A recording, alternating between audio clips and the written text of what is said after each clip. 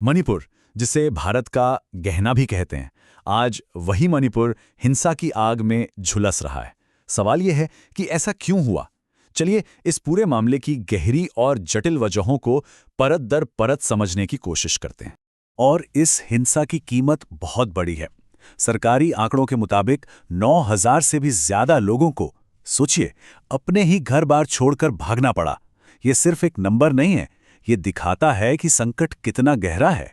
तो चलिए सबसे पहले मौजूदा हालात को देखते हैं, फिर उस चिंगारी की बात करेंगे जिसने इस आग को भड़काया। इसके बाद हम राज्य के अंदर के बंटवारे को समझेंगे, फिर इसकी ऐतिहासिक जड़ों तक जाएंगे और आखिर में उस मुश्किल सवाल पर बात करेंगे जो आज मणिपुर के सामने खड़ा है। तो सबसे पहले आज की तस्वीर कि असल में मई 2023 के दौरान मणिपुर में हो क्या रहा था। हालात इतने बिगड़ गए कि सरकार को शूट एट साइट यानी देखते ही गोली मारने के आदेश जारी करने पड़े। कई जिलों में धारा 144 लगा दी गई। आर्मी, सीआरपीएफ, असम राइफल्स सबको तैनात करना पड़ा। यहां तक कि लॉ एंड ऑर्डर की कमान सीधे केंद्र सरकार को अपने हाथ में लेनी पड़ी। और कई दिनों तक तो इंटरनेट भी बंद रहा। मतलब पूरी तरह से एक इमरजेंसी जैसे हालात। तो फिर सवाल ये है कि आखिर ये सब शुरू कैसे हुआ? वो क्या वजह थी? वो कौन सी चिंगारी थी जिससे इतनी बड़ी आग भड़क गई? देखिए, इसकी कहानी शुरू होती है फरवरी 2023 से। राज्य सरकार ने कुछ आदिवासी गांवों को जंगल की जमीन से हटाना शुरू किया। फिर मार्च में जब इन आदिवासियों ने शांति से विरोध किया तो उसे भी गैरकानूनी बता दिया गया। और फिर आया सबसे बड़ा मोड़, अप्रैल में मणिपुर हाईकोर्ट ने राज्य सरकार को एक निर्देश दिया कि वो मैतेई समुदाय को शेड्यूल्ड ट्राइब यानी एसटी का दर्जा देने पर विचार करे। बस यही वो फैसला था जिसके विरोध में 3 मई को एक ट्राइबल सॉलिडारिटी मार्च निकाला गया और उसी मार्च के दौरान हिंसा भड़क उठी और ये हिंसा फिर पूरे राज्य में फैल गई। लेकिन हाईकोर्ट का फैसला तो सिर्फ एक ट्रिगर था। असली वजह तो कहीं ज्यादा गहरी है और उन्हें समझने के लिए हमें मणिपुर के भूगोल, वहां के लोगों और जमीन के बंटवारे को समझना होगा।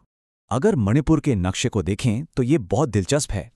करीब करीब 90% इलाका पहाड़ी है और सिर्फ 10% हिस्सा घाटी है, मतलब मैदानी इलाका। लेकिन आबादी का हिसाब ठीक इसके उल्टा है। जो 90% पहाड़ी इलाका है, वहां रहती है सिर्फ 40% आबादी, जिसमें ज्यादातर आदिवासी समुदाय हैं, जैसे कुकी और नागा। और जो सिर्फ 10% घाटी का इलाका है, वहां राज्य की 60% आबादी रहती है, यानी मैतेई समुदाय। अब सोचिए, इतने छोटे से इलाके में इतनी बड़ी आबादी, जमीन पर कितना ज्यादा दबाव होगा। और यहीं से एक बड़ा पेंच सामने आता है। एक बहुत जरूरी कानून है जिसके मुताबिक मैतेई समुदाय के लोग पहाड़ी इलाकों में जमीन नहीं खरीद सकते, लेकिन आदिवासी लोग घाटी में जमीन खरीद सकते हैं। और यही नियम मैतेई समुदाय की नाराजगी की एक बहुत बड़ी जड़ है। तो एसटी दर्जे की मांग को लेकर जो बहस है, उसके दोनों तरफ के तर्क सुनना जरूरी है।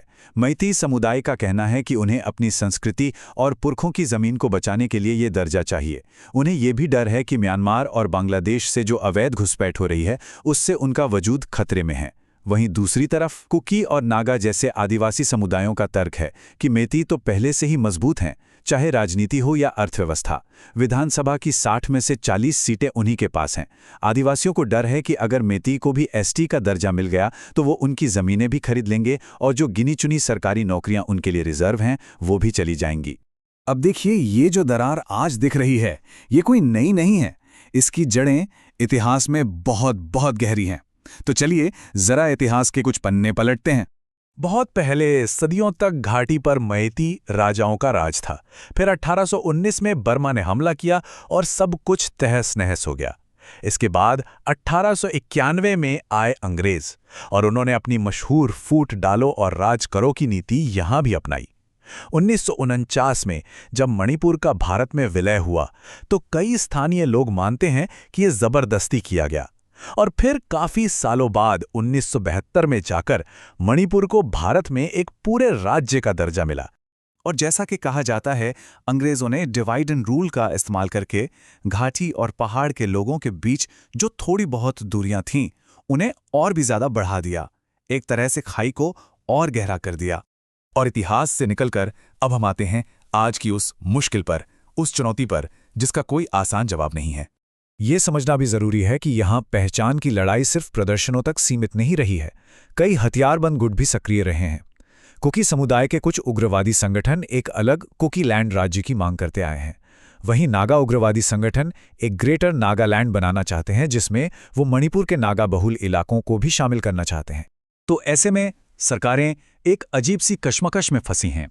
अगर वो मैतेई समुदाय को एसटी का दर्जा दे देती हैं तो पहाड़ी आदिवासी समुदाय नाराज हो जाएंगे और हिंसा भड़क सकती है, और अगर वो दर्जा नहीं देती हैं तो मैतेई समुदाय का गुस्सा और उनके प्रदर्शन वो चलते रहेंगे।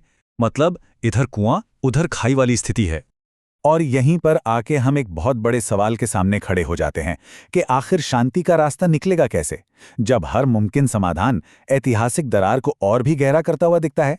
ये एक ऐसा सवाल है जिसका जवाब ही मणिपुर का भविष्य तय करेगा।